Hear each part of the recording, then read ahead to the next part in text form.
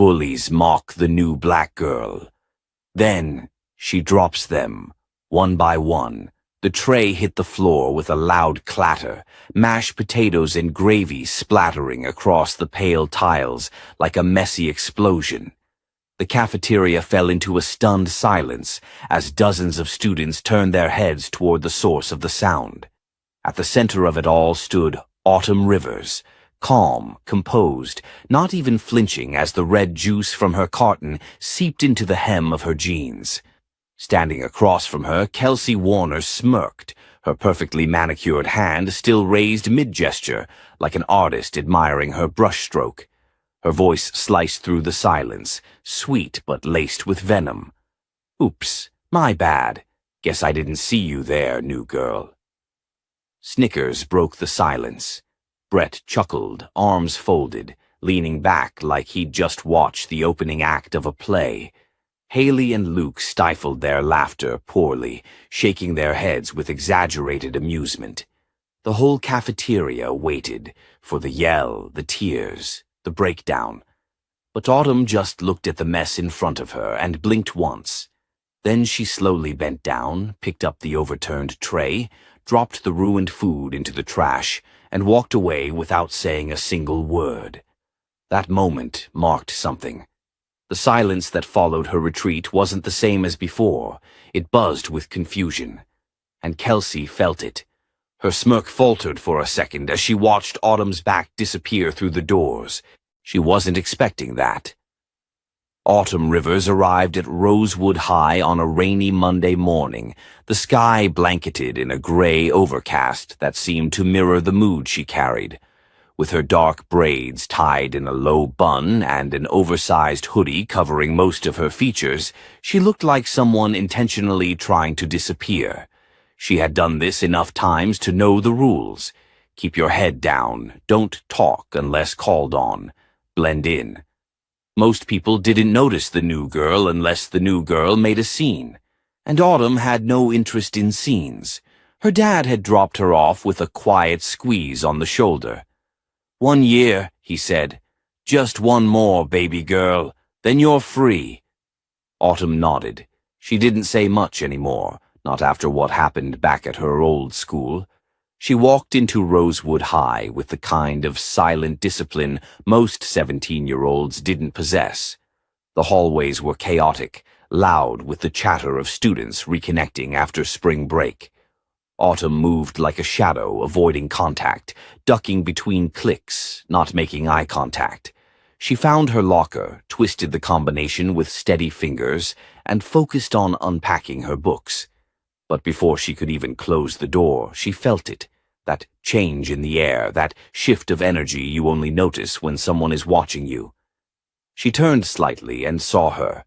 Kelsey Warner. The girl had the look of someone who had always known the world would bend for her. Long platinum hair, polished nails, and an expression that said, "This is my hallway." Flanking her were Brett, her golden boy brother, football captain, and Haley, her second-in-command with perfectly curled lashes and a sharp tongue. Kelsey's eyes scanned Autumn like she was a science project, and Autumn held her gaze for a split second too long. Just enough to challenge her. Just enough to be marked. Later that morning, the whispers began. Nothing direct. Just the kind of passive-aggressive chatter that buzzed through a high school faster than a fire drill. "She's from Chicago, right? You think she transferred because she got kicked out? She doesn't talk. Weird. What's with the hoodie? Is she hiding something?" Autumn ignored them all.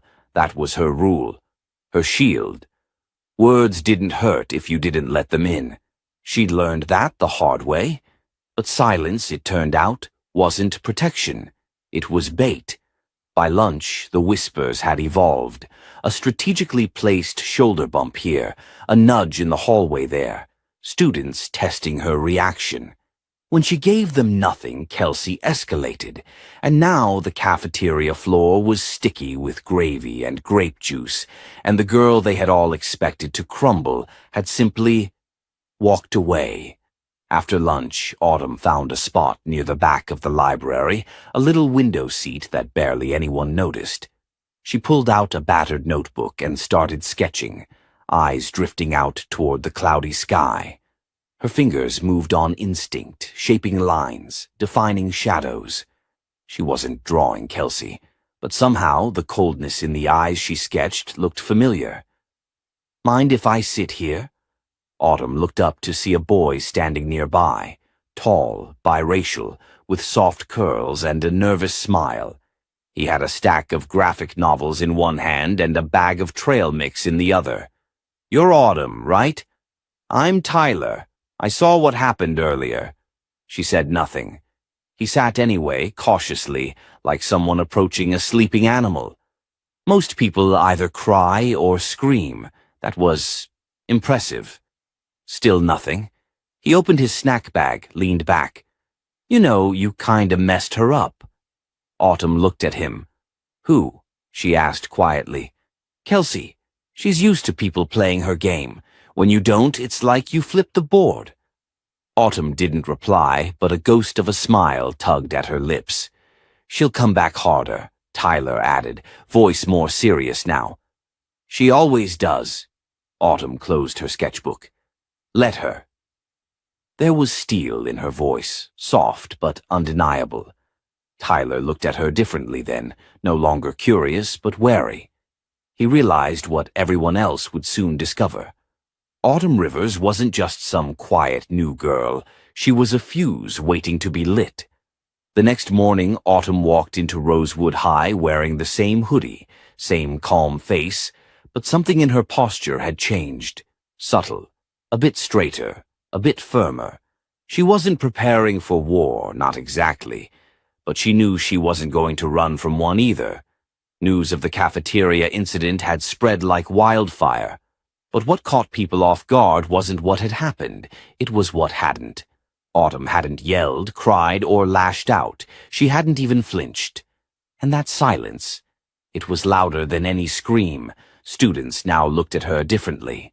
Not friendly, not hostile, just cautious, curious. Kelsey, however, wasn't having it. She met Autumn in the hallway before second period, flanked by Haley and Brett. Brett was tossing a football lazily in the air, the sound of it slapping against his palms rhythmic and irritating. Kelsey leaned against the lockers like she was waiting for an elevator. "Morning, Chicago," she said sweetly. Autumn paused, glanced her way, then back to her locker. Kelsey frowned. "Still not talking? Or are you just mute unless it's in a police lineup?" Haley snorted. Brett chuckled. Autumn didn't blink. She slid her English textbook from her bag and closed her locker slowly. "You're trying too hard," Autumn said quietly, barely loud enough to be heard over the morning chaos. Kelsey straightened. "Excuse me?" "I said you're trying too hard. If you want to be scary, you should stop looking so desperate for attention." The words hit harder than they should have. Brett's smirk vanished. Haley's jaw dropped. But it was Kelsey who froze, the insult cutting beneath her carefully sculpted armor. Autumn walked away without another word. That tiny exchange unraveled something deep in Kelsey. She wasn't used to being dismissed.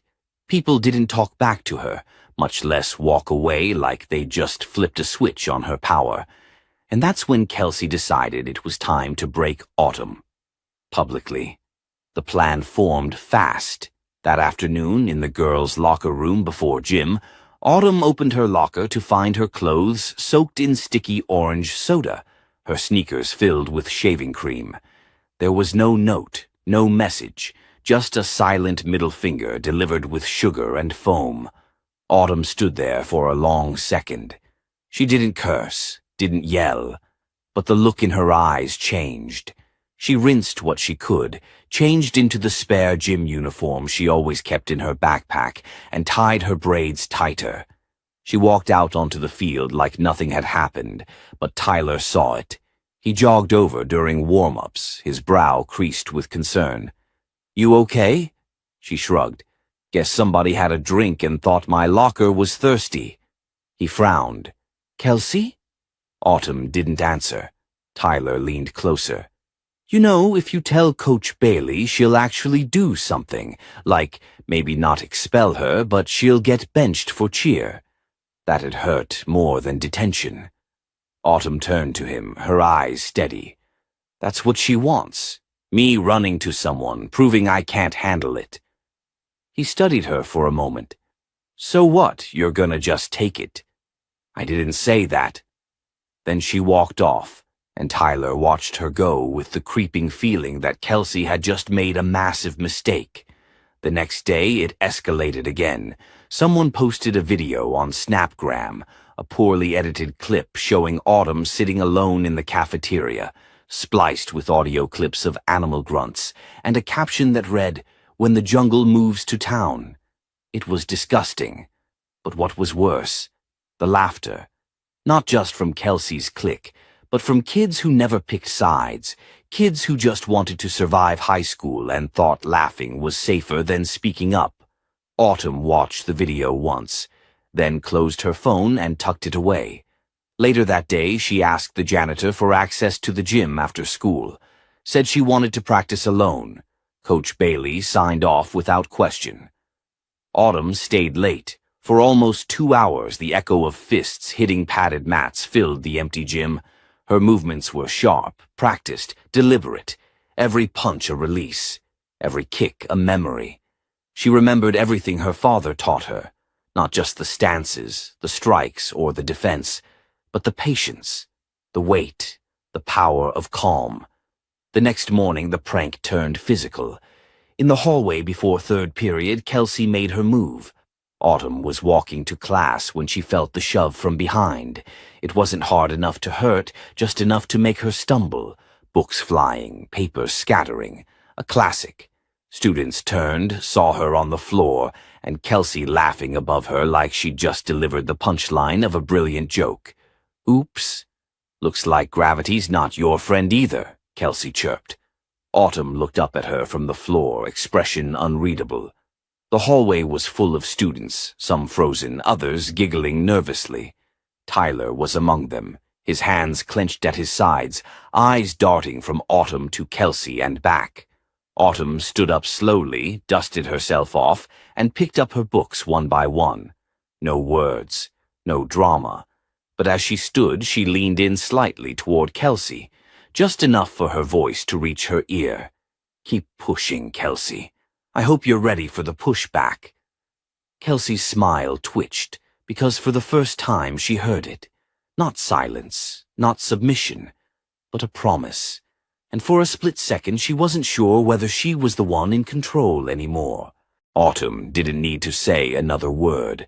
That single warning hung in the air, whispering its weight into Kelsey's mind long after the hallway had cleared. She had expected the usual response. Tears, complaints, maybe even a meltdown. But what she got was silence that pulsed with something else. That afternoon, Kelsey stood by the vending machines with Haley and Brett, scrolling through Snapgram like nothing had happened. But it was clear to everyone. She was rattled.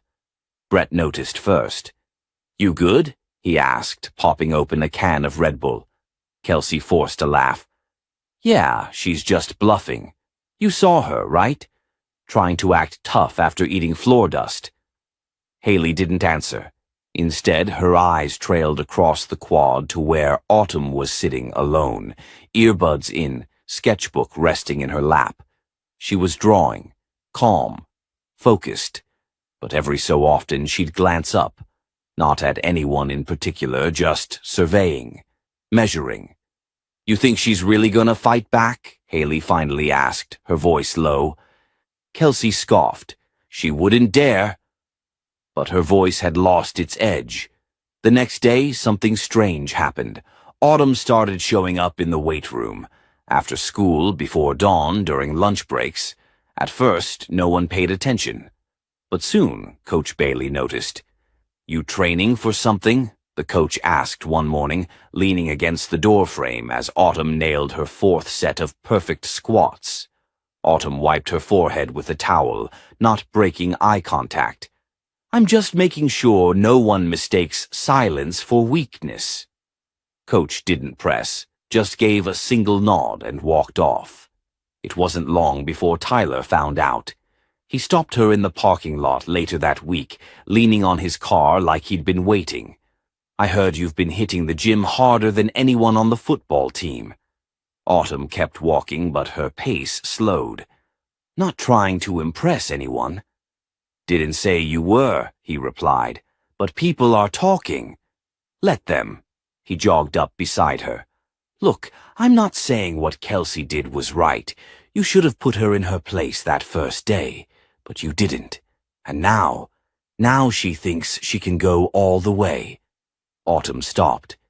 "You think I don't know that? I think you've got a plan. And honestly, I'm not sure if that scares me or impresses me."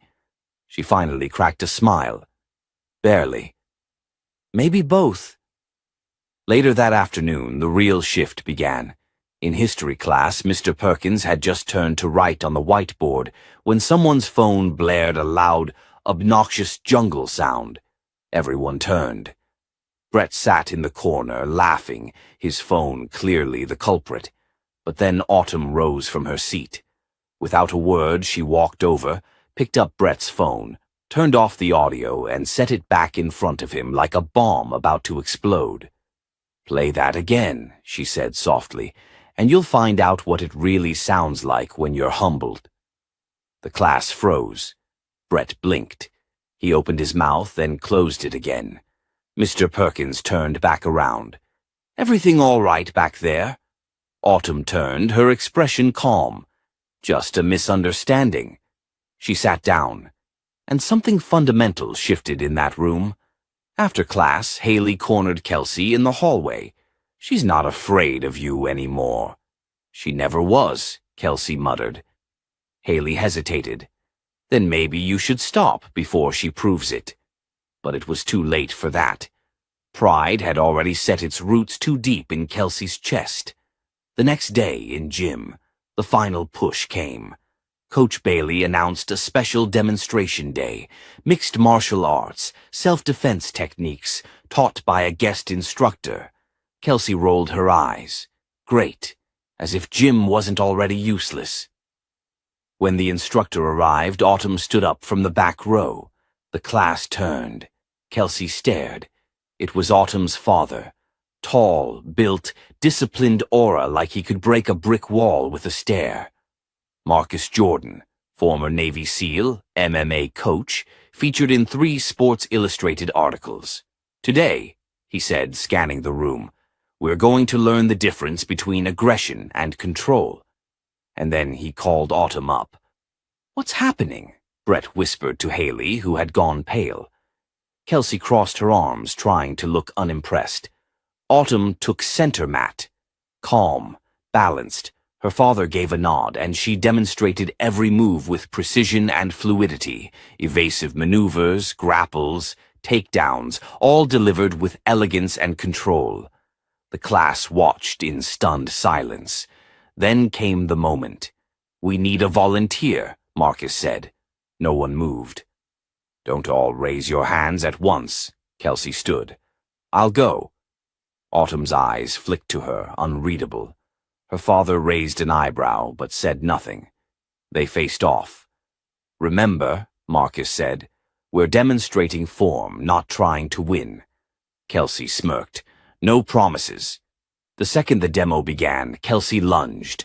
Too fast, too aggressive. Autumn sidestepped, grabbed her wrist, spun her around, and brought her to the mat in a clean, controlled motion. Kelsey gasped. The room erupted into murmurs. Marcus looked pleased. "Good control, Autumn." Kelsey scrambled to her feet, face red. "You got lucky." Autumn smiled gently. "You should stop mistaking technique for luck." And walked off the mat. The gym fell into silence again. But this time it wasn't discomfort. It was realization. Autumn wasn't just the quiet girl anymore. She was the storm they hadn't seen coming. The whispers didn't die down after gym class. If anything, they spread like wildfire. By lunch, Autumn Jordan had become the subject of every hallway rumor, every text thread, and every curious stare. But she didn't seem fazed. She still moved through the school with that same quiet confidence, head high, eyes calm, posture unshaken. But Kelsey Cross? She wasn't used to being invisible. She sat at her usual lunch table, Haley beside her, Brett scrolling mindlessly through his phone, clearly trying to avoid the awkward silence that had grown between them all. No one said it, but they all felt it. The balance had shifted. "You're just gonna let her walk around like she owns the place?" Haley finally asked, her voice sharp. "She doesn't own anything," Kelsey snapped. Brett chuckled under his breath. "Kinda looked like she did when she put you on the mat." Kelsey shot him a glare. "You think she embarrassed me?" He raised both hands. "I think she demonstrated technique." "She humiliated me," Kelsey hissed, "in front of everyone. Even the teachers were impressed." Haley leaned in. "Then do something. We're not just gonna sit here and let some transfer student rewrite the rules of this school." Kelsey's mind was already racing. "We need something public, something that shows everyone she's not untouchable." Later that day, a plan started forming. Not the old tricks. Nothing as basic as ruined clothes or cruel messages. That didn't work on Autumn. She was too composed, too mentally locked in. No, this time they needed to get inside her mind. It started subtly. That night, an anonymous account posted a photo on Snapgram. It was a shot of Autumn from gym class, mid-takedown, but the caption read, "Hope your daddy taught you how to fight with words, too." Underneath it were laughing emojis, a snake emoji, and the hashtag number sign silent but fake. Autumn saw it before she even stepped out of bed the next morning. She stared at the screen for a long time, not angry, not afraid, just disappointed. When she arrived at school, there were already whispers. She could feel the tension, but no one dared look her in the eyes. That alone told her who was behind it. In second period, someone had placed a note in her locker. Neat handwriting. No name. "You might be good at fighting, but you'll never belong here." Autumn crumpled it slowly, stuffed it into her pocket, and went about her day. But she wasn't made of steel. That night, after dinner, she sat in the living room while her father watched her from across the couch. "You all right?" he asked. Autumn hesitated. "They're getting smarter." Marcus didn't ask for details. He didn't need them. Sometimes people use words when they know fists won't work. Autumn looked down. But what if the words start to stick? Marcus leaned forward. "Do you know who you are?" "Yes." "Then don't let people with no idea who they are tell you otherwise." Autumn took that in slowly. At school the next day, the tone had shifted again.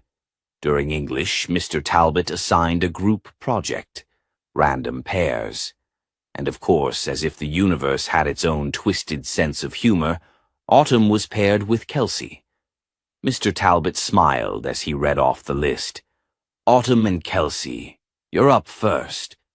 The silence between them was immediate and electric. Kelsey looked at Autumn with a plastic smile. "Guess we're partners now." Autumn said nothing. They sat across from each other in the library after class. Kelsey had clearly come prepared, to provoke, not to work. "You know," she said, flipping her hair casually, "you're really good at playing the silent victim. It's impressive." Autumn raised an eyebrow. "Victim?" "Yeah," Kelsey said sweetly. "Everyone's just eating it up. Poor new girl being bullied by the queen bee." Autumn leaned back in her chair. "You think that's what this is about? A story?" Kelsey smiled wider. "Isn't it? And in stories people pick sides. Just remember, you might be the hero right now, but it doesn't take much to flip the script." Autumn stared at her for a long beat. "That's the difference between us. You're playing a part. I'm just being myself." Kelsey laughed, a hollow sound. "Keep telling yourself that." But Autumn didn't bite. She gathered her notes and stood. "Here's what we're going to do," she said evenly. "You handle the visuals. I'll write the script. We'll present together and keep the peace. After that, you go your way, I go mine." "And if I don't agree?" Kelsey challenged. Autumn didn't flinch. "Then you'll fail." The chill in her tone was louder than any shout. That night, Kelsey sat alone in her room, staring at her computer screen. She hated that Autumn wasn't cracking. No matter what they did, the girl just didn't break. But this wasn't over, because Kelsey had one more card to play, and she was saving it for the perfect moment. Only she didn't know Autumn had cards of her own, and she was done waiting. By the time Friday rolled around, the pressure in the hallways of Eastbridge High had become suffocating. Whispers followed Autumn Jordan like shadows. Some admired her, some envied her, but most were waiting for the moment she'd fall apart. Kelsey Cross made sure of it. The Snapgram posts hadn't stopped. If anything, they got bolder. Edited photos, twisted captions, fake stories about Autumn's violent past. None of it was true. But lies, when dressed well and spread fast, always seemed louder than truth. Autumn sat at her desk in fourth period, her fingers clenched under the desk. Mr. Talbot was lecturing about symbolism in literature, but her mind was miles away. She was tired of staying quiet, of keeping calm, of pretending the slow burn inside her wasn't ready to erupt. Then her phone buzzed in her bag. A message from an unknown number. Maybe Chicago didn't want you either. Autumn froze. It wasn't the words. It was what they implied. Someone knew. About her past. She felt her throat tighten. Her grip on the desk turned her knuckles pale. Her mind flashed to that moment, the fight back home, the blood, the ambulance, the reason she and her dad had packed up and left everything behind. No one here was supposed to know. After class, Autumn pushed through the hallways, ignoring the curious eyes. She had to find the source. She stormed into the media lab where Haley always spent her lunch hour editing yearbook photos. Haley jumped when she saw her. "You're bold," Autumn said coldly. "Who told you?" Haley blinked. "Told me what?" "You're not just reposting memes. You're digging." That message came from someone who knows things you shouldn't. Haley recovered quickly. "You think I'm afraid of you now?" "I think you should be," Autumn said, her voice low and steady. "Because what's coming next? You brought it on yourselves." With that, she turned and walked out, leaving Haley stunned, unsure if Autumn was bluffing or if something had shifted.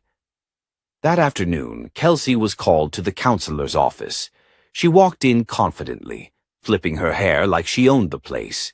Inside sat Ms. Raymond, the school counselor. Across from her was a middle-aged man in a tailored gray suit with a briefcase. He looked at Kelsey with unreadable eyes. Ms. Raymond gestured for Kelsey to sit.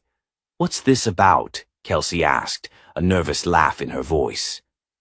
"This is Mr. Gordon," Ms. Raymond began. "He's with the district's legal affairs office." "Legal?" Kelsey scoffed. "What did I do?" Mr. Gordon opened his briefcase. "We've received a formal complaint from the Jordan family." Kelsey's face drained of color. "They've provided screenshots, messages, and audio recordings that point to a pattern of targeted harassment, racial intimidation, and cyberbullying. Some of it goes beyond school jurisdiction." Ms. Raymond leaned in gently. "You're not in trouble yet, but you should understand this is serious." Kelsey laughed again, hollow. "So now she's playing the victim and calling lawyers." "She's protecting herself," Mr. Gordon replied. "Something you should have considered before now." Kelsey sat back, silent for the first time in a long while. Word spread fast. Autumn hadn't just endured. She had documented everything. Messages, photos, timestamps. And now her father had stepped in, not with fists, but through the system. Marcus Jordan didn't raise a daughter who let people walk all over her. By the end of the day, Kelsey was removed from 2 extracurriculars pending review. Her parents were contacted. She had to meet with the principal the following Monday. Autumn sat on the front steps after school, her bag beside her, watching the sky change color. Brett walked over, hesitant. "So, you really went through with it?" Autumn didn't look at him. "I warned her." He scratched his head. "She's furious, says you ruined her life." Autumn turned slowly to him. "Number she ruined her own life. I just made sure people saw it." Brett nodded, then sat beside her, awkward but quiet. They didn't talk for a few minutes. Just watched the sky fade from gold to deep orange. "I used to think Kelsey was unstoppable," Brett said finally, "but maybe she was just loud." Autumn didn't answer. She was thinking about something her dad once told her after a sparring match she lost. Strength isn't about knocking someone down. It's about knowing when not to. But sometimes, she realized, it's also about knowing when enough is enough. This wasn't the end. Not yet. But it was the moment everything began to shift. Because Autumn Jordan wasn't here to play the victim. She was here to finish what others started. One step at a time. The hallways of Eastbridge High buzzed with nervous tension the next week. Autumn Jordan wasn't just the new girl anymore. She was something more, a presence people couldn't ignore, a question mark no one could answer. Kelsey Cross had gone silent. Her friends still walked the halls, but noticeably quieter, shrinking from the spotlight they once demanded. The attention had shifted, and for the first time it wasn't toward them. It was on Autumn, and she didn't flinch. On Tuesday morning, Autumn walked into school wearing a navy hoodie and jeans, her braids pulled back tight, face calm. Her eyes scanned the hallway without rushing, without retreating. The students stepped aside now, not out of fear, but respect. Autumn had held the line, but she also knew this wasn't over. People like Kelsey didn't disappear without a final play. It came that afternoon. Autumn had just closed her locker when the intercom buzzed. "Autumn Jordan, please report to the main office." She froze. Not again. She walked in slowly, heart steady but wary. Ms. Jenkins, the principal, stood beside a man in a pressed navy blazer. His badge gleamed in the fluorescent lights. "Ms. Jordan," he said, smiling like a man who thought charm made up for intrusion. "Detective Wallace, Eastbridge PD. Mind answering a few questions?" Autumn stayed quiet, glancing at Ms. Jenkins. "You're not in any trouble," the principal said quickly, "but there's been an incident." Detective Wallace motioned toward the small conference room. Inside, Autumn sat across from him. He pulled out a printed page and slid it across the table. A screenshot. It was a threatening message, one that seemed to come from Autumn's phone. Her heart dropped. "This was forwarded anonymously to the district this morning," Wallace said. "It suggests you threatened to harm another student, namely Kelsey Cross." Autumn stared at the screen. The words were cruel, violent, and not hers. "That's not mine," she said firmly. "I figured you'd say that," Wallace replied, "but it was sent from a number registered to you." Autumn leaned back slowly, anger simmering beneath her calm. "You think I'd do all that, after I already filed a case the right way?" "I'm not accusing you, I'm investigating," he said.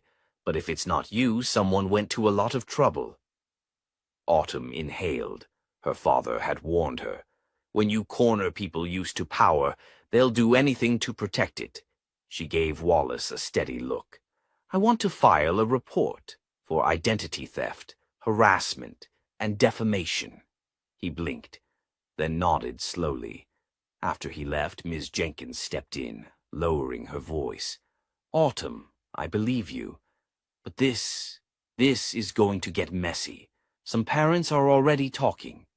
"Let them," Autumn said. I'm not hiding anymore." Later that day, Autumn called her dad from the bleachers.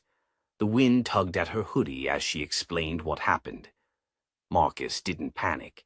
He listened carefully, then said, "You know what to do." She did. That night, she opened her laptop and pulled up the school's anonymous complaint portal. But instead of sending another note, she uploaded a file, a screen recording.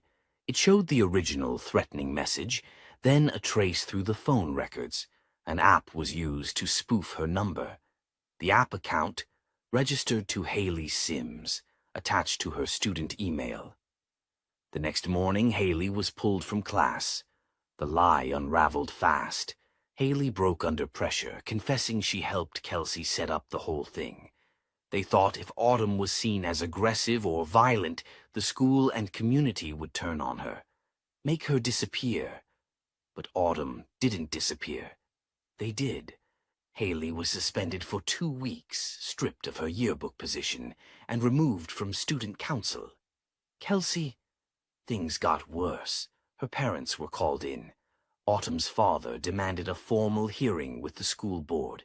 The district lawyer now had a full packet of evidence: cyberbullying, impersonation, targeted harassment. Kelsey faced potential expulsion, and the students of Eastbridge, they watched it all unfold, not with pity, with awe, because Autumn hadn't swung a single punch. She dropped them with something even heavier: truth. That afternoon, as Autumn walked through the halls, a student named Amir stopped her. He was quiet, usually kept to himself. "My sister goes through the same stuff. They make her feel like she don't belong," he said softly. "But watching you, it gives me hope." Autumn smiled for the first time in days. "Thanks," she said, "but it's not just about me." Amir nodded. That night, as Autumn stood in front of the bathroom mirror brushing her hair, Marcus knocked on the door. "You handled that like a pro," he said. She looked at her reflection, still a little stunned by how far she'd come. "I didn't win yet," she replied.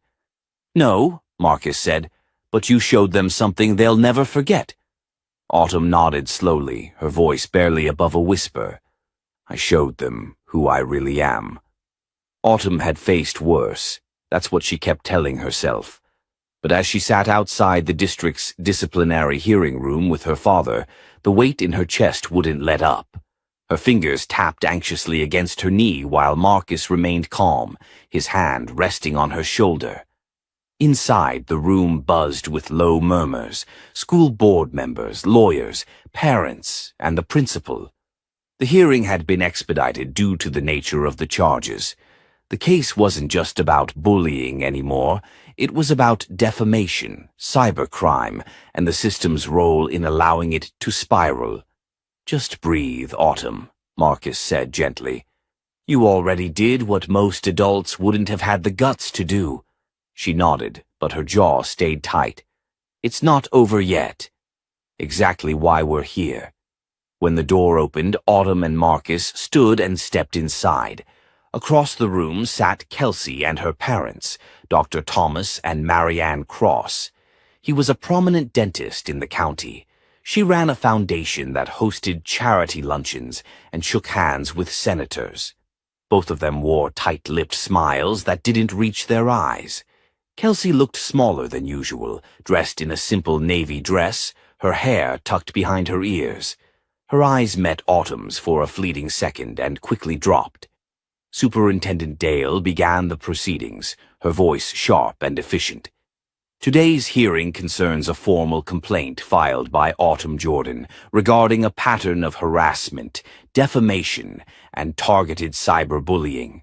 Ms. Jordan, Mr. Jordan, thank you for being here." Autumn nodded and took her seat. The room fell into an uncomfortable quiet as a large screen lit up behind the panel.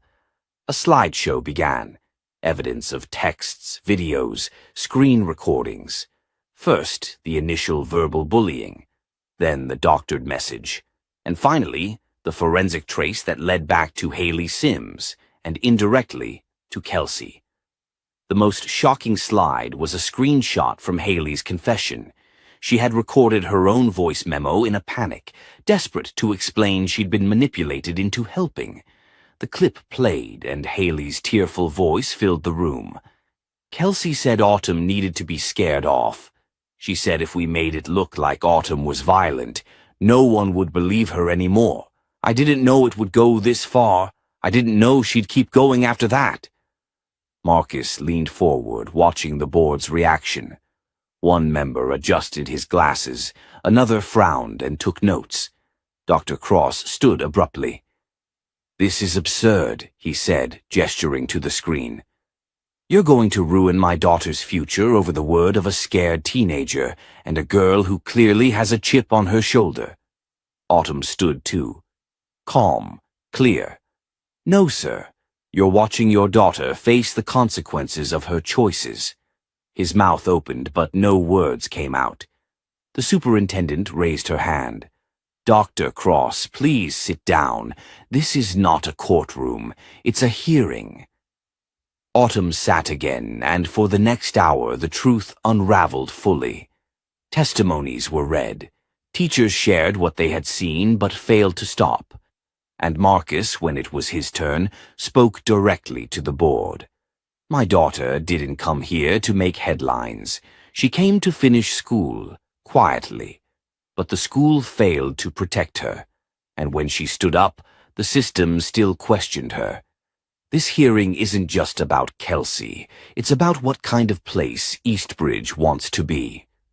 The final twist came when Autumn's lawyer, who had joined at the family's request, submitted a petition signed by over 200 students and faculty members. The title read, "We Stand with Autumn." The superintendent stared at the paper for a long moment. When the board returned from deliberation 30 minutes later, the room was thick with silence. "Kelsey Cross," Superintendent Dale began, "the board has decided that your actions constitute severe misconduct. You will be suspended for the remainder of the semester, barred from all extracurricular activities, and placed on behavioral probation for the rest of the academic year." Kelsey's breath caught audibly. Her mother gasped. The superintendent continued, her voice unwavering. "This is not about punishment. It's about accountability. Eastbridge is meant to be a safe environment. You have undermined that, and there must be consequences." Autumn didn't smile. She didn't need to. Later in the parking lot, Marcus unlocked the car, but Autumn stood still, facing the school one last time. "She's not the only one who should have been held accountable," she said quietly. "No, she's not," Marcus agreed, "but today was a start." Autumn turned to him. "What if it's not enough?" Marcus put his hand on her shoulder, steady and warm. "Then we keep going." That night, Autumn sat at her desk, writing in a fresh notebook. She didn't write about Kelsey or Haley. She wrote about the kids who watched and stayed silent, about the teachers who hesitated, about the systems that said zero tolerance, but tolerated silence too long. She titled the first page, "What Justice Feels Like When It's Still Fragile." And in that moment, Autumn Jordan wasn't just surviving anymore. She was beginning to build something no one could take away from her. The final bell of the semester rang out like a soft echo of a war finally ended. Autumn walked through the halls of Eastbridge High, her steps steady, her gaze calm. Faces turned toward her, some smiling, some nodding with quiet respect. No more whispers, no more stares laced with malice or doubt. The atmosphere had shifted, not just for her, but for everyone. A new kind of silence lingered in the air, not one born from fear, but reflection. As she passed the main office, she noticed the wall bulletin had changed. The school had created a new policy section labeled Student Protections and Safe Reporting Channels. Beneath it was a quote, stenciled in bold black letters. "It's not enough to survive. We must insist on dignity." Autumn stopped and read it twice. She didn't know who submitted the quote, but it felt like someone somewhere had finally been listening. Outside, her dad was waiting at the curb in his beat-up truck. She opened the door and climbed in, tossing her backpack to the floor with a satisfied thud. "How does it feel?" Marcus asked, one hand resting on the steering wheel. She looked out at the school one last time. "Like I finally exhaled." He smiled. "You didn't just survive them. You changed the whole damn place. I didn't do it alone. You didn't need to. But the way you carried it, that was all you." As they pulled off, Autumn noticed something across the lawn. Kelsey, alone, sitting on the edge of the steps, elbows on her knees, her face unreadable. She wasn't surrounded by her usual entourage. No Brielle, no Haley, no Zach, just her. Their eyes met for a brief second. Autumn didn't smile. She didn't scowl either. She simply nodded, and Kelsey slowly, hesitantly, nodded back. That night, Autumn opened her laptop and clicked on a blank document. She had spent the past few weeks journaling, archiving screenshots, organizing statements. But now she was writing something for a wider audience. The title, "To Every Girl Who's Ever Been Laughed At for Fighting Back." She wrote about what it meant to be targeted, to be silenced, to be underestimated. She shared the painful parts, the rage she carried, the exhaustion, the restraint. And then she wrote about finding power, not through revenge, but through truth, through standing up, through refusing to be erased. She didn't name names. She didn't need to. The post went live the next morning. By afternoon, it had over 20,000 views. Messages flooded in from other students, some at Eastbridge, others from across the country. A girl in Michigan said she'd finally reported the classmate who kept cornering her by the lockers. A boy in Texas said he used to laugh along, but after reading Autumn's words, he realized what silence costs. By the end of the week, Autumn had been invited to speak at a local education board forum. She accepted, but before that she sat with her dad on their porch, the late spring breeze rolling in. He brought her a mug of tea and settled into the chair beside her. "You sure you're ready for this next step?" he asked. Autumn glanced up from her notebook. "I wasn't ready for any of it. But I did it anyway." He grinned. "That's my girl." Later that night, as she reviewed her speech, Autumn wrote her final line in all caps. "Being quiet doesn't mean weak. Sometimes it means you're listening.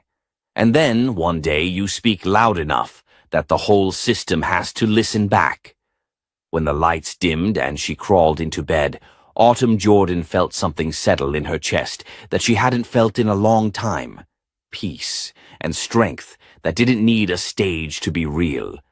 If Autumn's story moved you, inspired you, or made you think about power, silence, and justice in a new way, help us keep these voices alive. Like this video, share it with someone who needs to hear it, and don't forget to subscribe. Because stories like this aren't just entertainment. They're reminders that standing up even when you're alone can change everything.